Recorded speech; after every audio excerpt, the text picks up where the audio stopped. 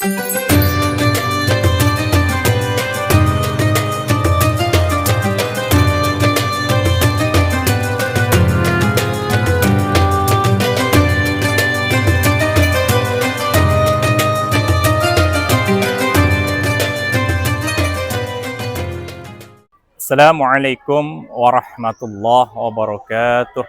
Alhamdulillah, alhamdulillahilladzi an'ama 'alaina bi ni'matil imani wal islam. Asyhadu an la ilaha illallah wahdahu la syarikalah wa asyhadu anna Muhammadan 'abduhu wa rasuluhu la nabiyya ba'dah. Allahumma shalli wa sallim wa barik ala sayyidina wa maulana Muhammad sallallahu alaihi wasallam wa ala alihi wa sahbihi ومن تبعه ila yaumil qiyamah. Amma ba'du, faqad qala Allah Ta'ala fi kitabihil karim wa huwa asdaqul qailin. A'udzu billahi minasyaitonir rajim. Bismillahirrahmanirrahim. Ya ayyuhalladzina amanu kutiba 'alaikumus shiyamu kama kutiba 'alal ladzina min qablikum la'allakum tattaqun. Shadaqallahul 'azim wa shadaqa rasuluhun nabiyyul karim.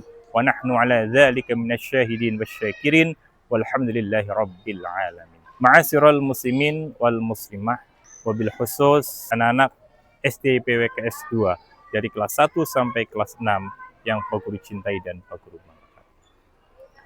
Pertama dan paling utama, mari kita mengucapkan alhamdulillah sebagai bentuk rasa syukur kita kepada Rabbul Izzah yang telah melimpahkan berbagai kenikmatan kepada kita sekalian, terutama nikmat iman, Islam, dan sehat badan, sehingga kita semua masih bisa bertemu dengan bulan suci Ramadan 1447 Hijriah ini.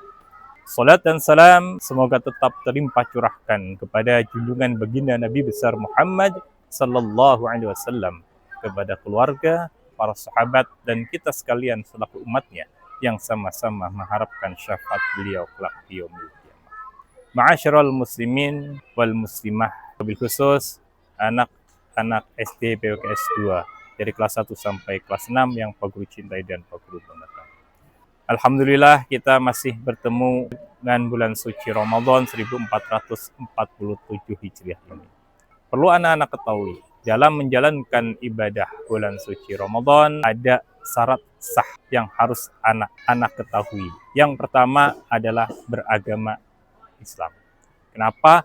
Karena hanya Muslim, hanya orang yang beragama Islamlah yang diwajibkan untuk menjalankan ibadah bulan suci Ramadan. Apakah agama yang diwajibkan? Tentu tidak. Karena di awal, ya ayyuhalladzina amanu, hai orang-orang yang beriman. Ketika sudah beriman, sudah percaya kepada Allah berarti dan nabinya, dia sudah beragama Muslim. Yang kedua adalah berakal sehat. Berakal sehat atau juga mumayyiz, bisa membedakan mana yang benar, mana yang salah. Dimana ketika tengah puasa kita menjadi gila, nah ketika kita menjadi gila maka puasanya batal, meskipun itu hanya sesaat. Yang ketiga adalah suci dari haid dan nifas. Nah, anak-anak khususnya yang perempuan yang sudah masuk akil balik atau sudah menstruasi, ketika anak-anak di tengah puasa dan keluar darah haid meskipun itu setitik, maka puasanya akan menjadi batal.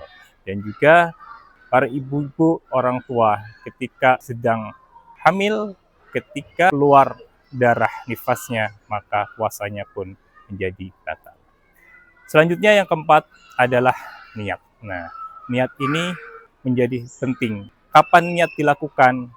Niat puasa dilakukan, boleh dilakukan ketika waktu malam hari sampai sebelum terbit fajar atau sebelum selesai masuknya batas terakhir untuk anak-anak memasuki waktu sholat subuh. Itu masih diperbolehkan. Selanjutnya yang kelima adalah waktu yang diperbolehkan. Kapan waktu yang diperbolehkan untuk puasa? Yaitu waktu-waktu yang sudah ditentukan. Bagaimana? Apakah ada waktu yang tidak diperbolehkan untuk puasa? Ada. Yaitu apa? 2 hari raya, Idul Fitri dan Idul Adha, itu tidak diperbolehkan untuk puasa, dan juga hari tasyrik. Itulah 5 syarat sah yang harus anak-anak ketahui. Pak Guru ulangi lagi, yang pertama adalah beragama Islam, yang kedua berakal sehat, yang ketiga suci dari haid dan nifas, 4 niat, yang kelima waktu yang diperbolehkan. Demikian anak-anak sedikit gambaran tentang syarat sah puasa Ramadan ini. Mudah-mudahan anak-anak kuat menjalankan puasa yang sudah memasuki kriteria tadi. Bagi yang belum masuk ke syarat sah puasa, anak-anak boleh berlatih.